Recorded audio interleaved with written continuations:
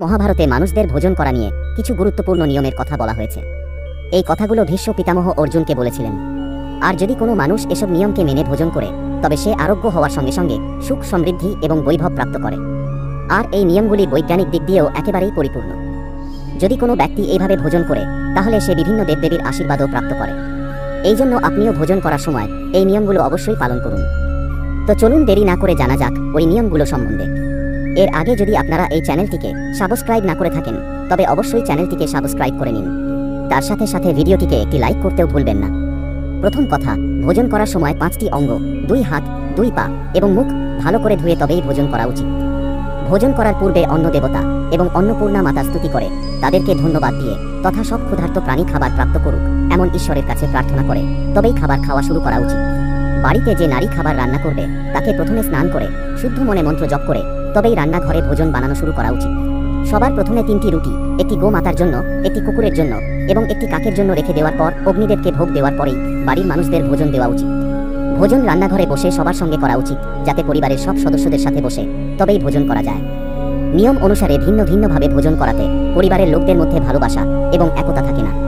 ভোজনের সময় সূর্যোদয়ের পর এবং সূর্য অস্ত যাওয়ার 1.5 ঘন্টা আগে করার বিধান রয়েছে।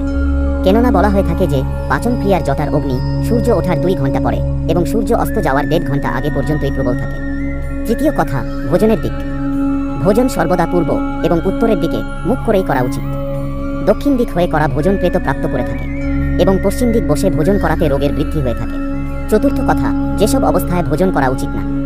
বিছানার উপর বসে বা শুয়ে ভাঙাচুরা পাত্রের মধ্যে ভোজন করা উচিত নয়। মলমূত্রের বেগ আসাতে ভোজন করা উচিত নয়। অত্যাধিক শব্দযুক্ত স্থানে ভোজন করা উচিত নয়। বট বৃক্ষের নিচে বসেও ভোজন করা উচিত নয়। যে ভোজন আপনাকে খেতে দেওয়া হয়েছে তার কখনো নিন্দা করা উচিত নয়। জুতো পায়ে দিয়ে বা মাথা ঢেকে ভোজন করা উচিত নয়। চলুন এবারে জানা যাক ভোজন কেমন হওয়া উচিত।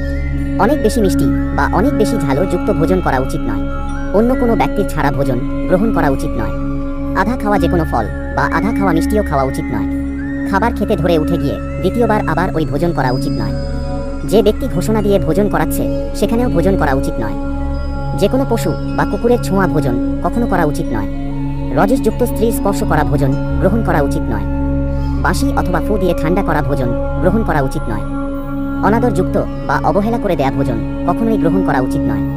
কঞ্জুস লোক এবং মদ বিক্রয় করা মানুষের দেওয়া ভোজন করা উচিত নয়।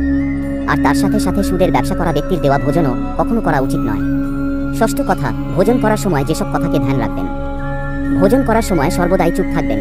ভোজন করার সময় কারো সাথে কথা বলা উচিত নয়। যদি কথা বলতেই হয় তবে কোনো পজিটিভ জিনিস সম্বন্ধেই কথা বলা উচিত। ঝগড়া বা বিবাদ বাজে এমন কথা কখনোই ভোজন করার সময় বলা উচিত নয়। ভোজন করার সময় সব সময় ভোজন চিবিয়ে এবং ধীরে ধীরে খাওয়া উচিত। সবার প্রথমে মিষ্টি খাবার, এরপরে লবণযুক্ত ভোজন গ্রহণ করা উচিত। অল্প ভোজন করা ব্যক্তিরা দীর্ঘ আয়ু, সুখ সন্তান এবং সৌন্দর্যের প্রাপ্তি করে থাকে। সপ্তম কথা, ভোজন করার পরে কি করা উচিত নয়। ভোজনের একদম পরেই জল বা তরল জাতীয় কোনো কিছুর সেবন করা উচিত নয়। ভোজনের পরে দৌড়ানো, শৌচালয়ে যাওয়া বা কোনো শারীরিক কার্য করা উচিত নয়। এর সাথে সাথে বলা হয়েছে যে ব্যক্তি শুধুমাত্র দিনে একবার ভোজন করে সে একজন যোগী, আর যে দিনে 2 বার ভোজন করে তাকে একজন ভোগী বলা হয়েছে। ভীষ্ম পিতামহ অর্জুনকে ভোজন সম্বন্ধে বলেছিলেন যে ভোজনে কোনো ব্যক্তির পা লেগে যায় এমন ভোজন 20টার সমান তাজ্য ভোজন হয়। তিনি আরও বলেছিলেন যে ভোজন করার সময় খাবারে চুল আসলে সেই খাবারকে ওখানেই ছেড়ে দেওয়া উচিত। ভোজনে চুল পেলে সেই ভোজন ভক্ষণ করাতে দরিদ্রতার সম্মুখীন হতে হয়। যদি ভোজনের উপর দিয়ে কেউ লাফিয়ে যায় তাহলে সে ভোজন নর্দমার সমান হয়ে থাকে। ভীষ্ম পিতামহ অর্জুনকে বলেছিলেন, যদি একটাই থালার মধ্যে ভাই ভাই ভোজন করে তবে তা অমৃতের সমান।